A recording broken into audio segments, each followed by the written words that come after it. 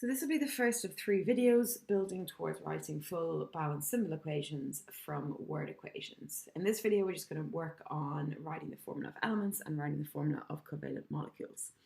Writing the formula of elements is super straightforward because you have got a periodic table in your exam. Periodic table contains the symbols of all of the elements.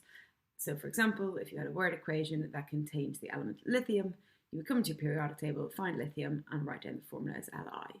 If you wanted to know the symbol of copper, you come and you find that it's Cu. You don't need to work it out, you don't need to add new numbers, you just read it straight from the periodic table. The exceptions are the ones that I've highlighted here in yellow. These elements are all diatomic.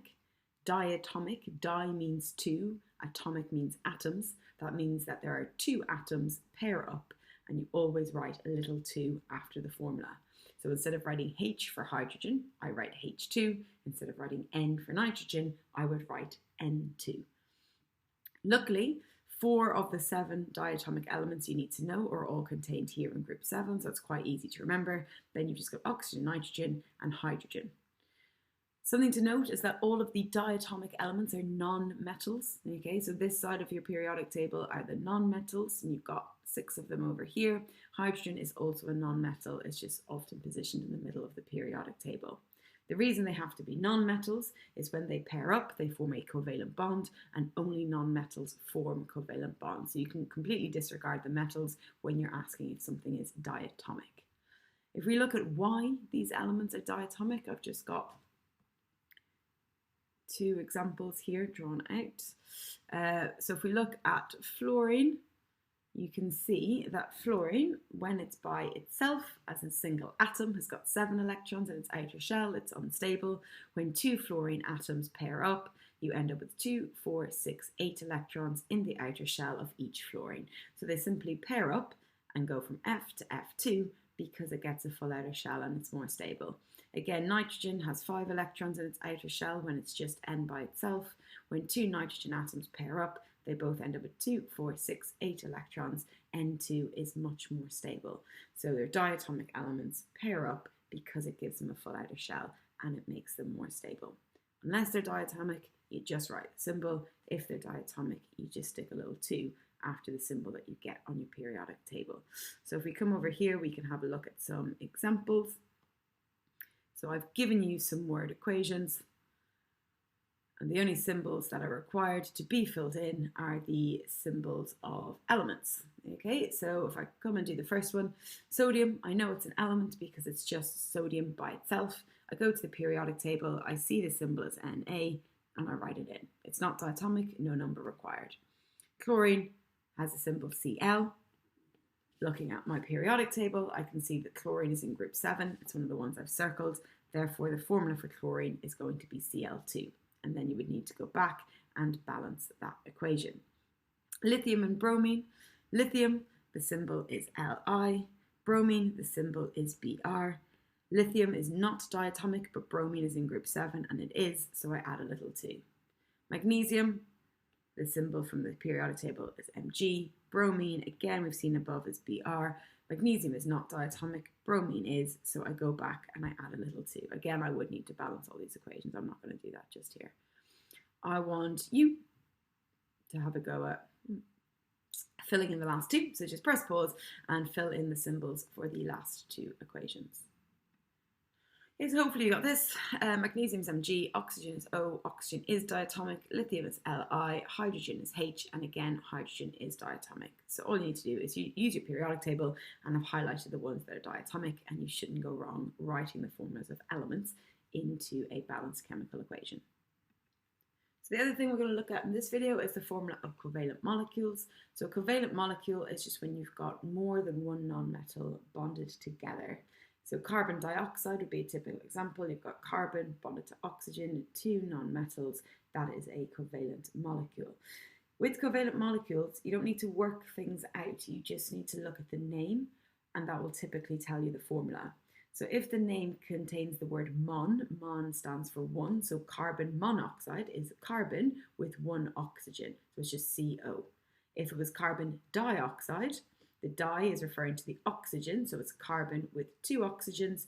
If it was carbon tetraoxide, tetra means 4, it's carbon with 4 oxygens. I've done carbon tetrachloride here, it's carbon with 4 chlorines. So as long as you know this code, mon, di, tri, and tetra, the name of the molecule will tell you the formula.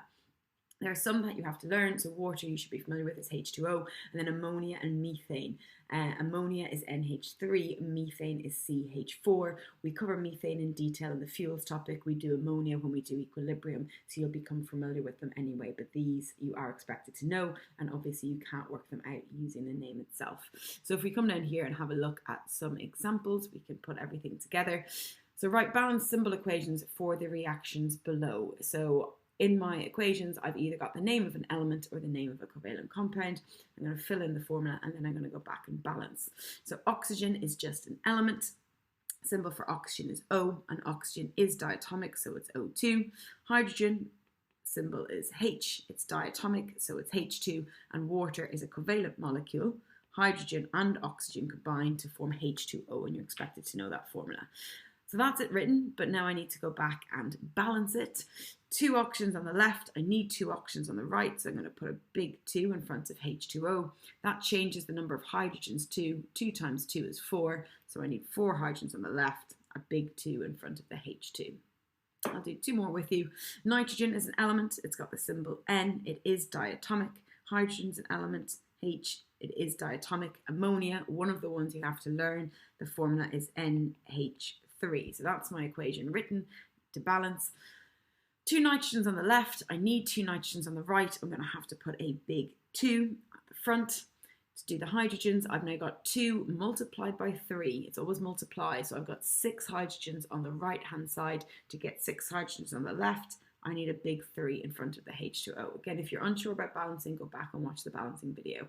The last one I'll do with you, carbon has the symbol C. It is not diatomic. Hydrogen is H2, and methane, again, another one of the ones you need to know, it is CH4. My carbons are already balanced, 1 each side, 2 hydrogens on the left, 4 hydrogens on the right, means I need a big 2 in front of this H to give me a balanced chemical equation. I want you to press pause now and have a go at writing balanced equations for the next 3 reactions.